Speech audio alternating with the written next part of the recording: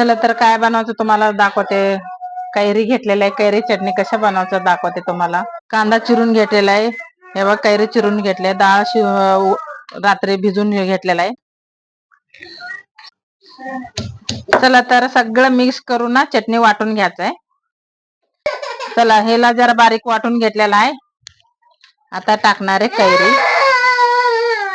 काय साक्षू, काय झाले रडायला तुला? काय किरकिर करते बाबा तू? पडायला लागले सर, कैरी पडायला लागले खाली. चला चवीला मीठ टाकणार आहे मी मस्त.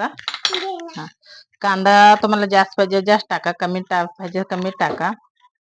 मी थोडं टाकते, जास्त होते. थोडं लाल तिखट टाकते. लाल तिखट टाकायचं मस्त लागते.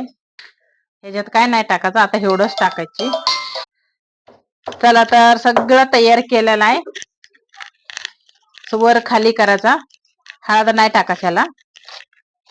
लाल तिखट टाकल्यावर चव लागते मस्त. वरून जरा तेल नाहीतर तूप वगैरे टाकून कडक भाकरी सोबत मस्त लागते बघा.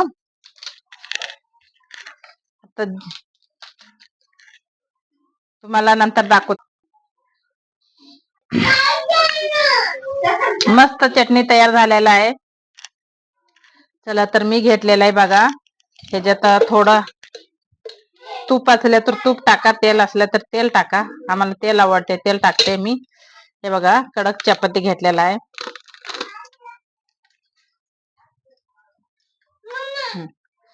लय मस्त लागते भाजी. मस्त.